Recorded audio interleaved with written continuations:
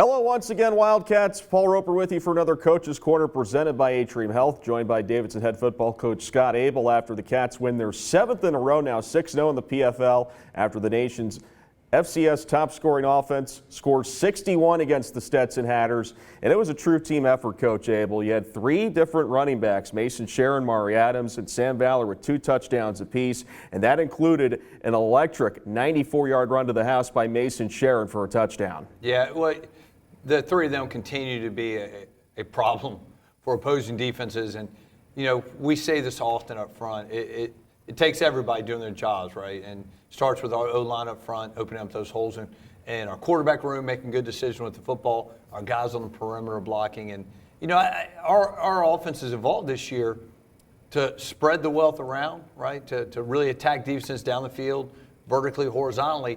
And you saw that Saturday as well. And that has just become who we are this year. And those O-backs are taking advantage of less guys now being in the box. And they're very talented on top of that. So it's a great recipe for us right now. Our guys are executing at a high level, and I'm really proud of that. Well, you just briefly touched on it. Just another great day for the offensive line. Barclay Briggs and Danny Fish both seen time at center, especially that second unit in the fourth quarter. 10 of the 13 drives for the Cats ended with points. Just a terrific effort up front once again for those guys. It really was, and we had the opportunity to play quite a few guys. And as you said, Barclay's first start at center. What a fantastic job. I couldn't get through this show without giving him a shout out. You know, it's always exciting to see guys get their opportunities. You know, and when you've been in a next man up role for your career like Barclay's been, and then the opportunity comes to be a starter and be a really key contributor, he was ready. He was more than ready, and he excelled Saturday. And I'm so proud of him.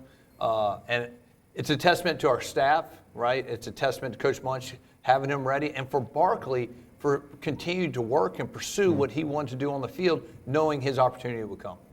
Defensively, the Cats had some big plays with 3 interceptions, 2 by Daniel Carter and another by Grant Reeder. The big fella almost took it to the house. He was 2 yards short, but it did set up a touchdown late in the first half. What a moment for the young man. Oh, you could not be happier when a defensive lineman gets an interception. You know, and that was really set up by Jonathan Hammond, right? Jonathan really got a great, clean shot on the quarterback, which really forced that ball to come out early, came out a little squirrely, and you know Grant was in the right place at the right time, and he put himself there, right? It was a schematic reason that Grant had dropped there, and really proud that he made that play and taking it down the sideline now. Listen, we may have to look to get a package where we get big Grant Reeder in the backfield. Oh, I would love to see that. And I've also liked seeing during this win streak in which the Cats have been able to build up some huge leads is that some of the younger players have had some time to get some plays out there. We saw Seth Warner and Robert Lamar get some carries late. How valuable is it for those younger players to get that experience in games like this? Well, it's key. You know, as you continue to grow and establish a program, I've talked from day one arriving, I thought one of the keys was, you know, retaining your roster, building a roster, and developing a roster. And the opportunities to do that on Saturday are incredibly important. And there's weeks you can't do that, and there's weeks you can. And we've had quite a few weeks this year where we've been able to really get a lot of guys some meaningful playing experience. Saturday was no different. It's stuff that you know is going to pay off for you down the road. That it does. And now the focus turns to Morehead State. Last few games in this series have been close ones. 4 of the last 5 have been decided by 1 possession. The last 4 have been won by the Cats. The Eagles are 2-4 in the PFL. They come off of a homecoming loss against Butler. What's your take on this year's version of Morehead State?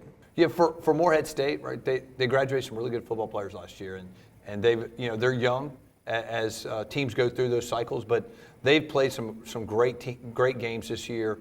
They've battled some really good programs tight, and they're a dangerous team. They are, and so we got to be ready to be at our best. You know, each and every week playing them. I'm sure it's their senior day, right? That's extra motivation. They'll be inspired. They'll be passionate. And as we've learned, you know, we're the team that everybody gets excited to play now. And I love that. And we have slowly learned how to play with that bullseye on our back. And this week won't be any different. We need to prepare for a great Morehead State team, a really talented group that's coached incredibly well for us to have a great showing there. Well, the Cats are tops in 5 different categories in the FCS in terms of their offense, including scoring offense, rushing offense, and team passing efficiency. We'll see if they can keep it rolling this Saturday in the Bluegrass State. Best of luck this week. Thanks, Paul.